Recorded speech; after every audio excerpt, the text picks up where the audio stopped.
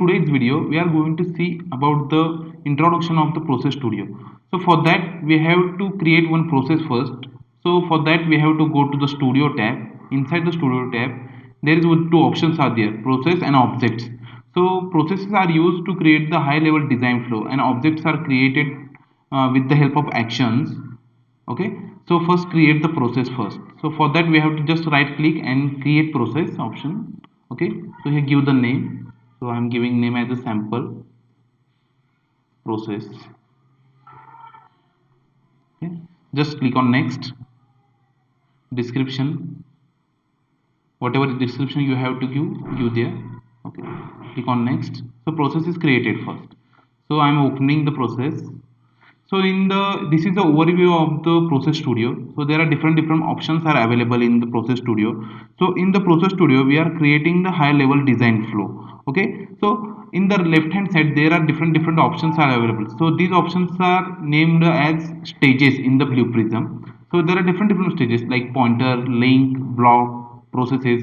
We are going to see all the stages in the detail one by one in the next upcoming videos. Okay, so stages are not just the geometrical diagrams.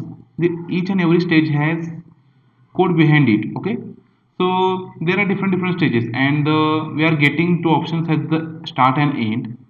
These are the by default stages available in the blue process studio. Okay, so start stage has only outbound links. Outbound link means with the help of links we can create only outbound link for the start page. Okay, so there is no any inbound link, means there is no any incoming bond available for the start stage. Okay, and the process and the end stage has only inbound links. Okay, so only inbound links can be attached to the end stage. Okay, so we are getting the different options in the process studio like the file, edit.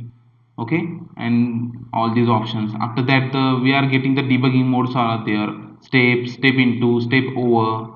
Okay, these are the debugging modes available in the process studio. Okay, so next in upcoming videos we are going to see in details about the each and every stage. Okay, so every process has one default page like as a main page. Okay, so in every process studio we are getting this page, okay, as a main page. Okay, okay, so that's all about the process studio introduction. In the upcoming videos we are going to see each and every stage in details.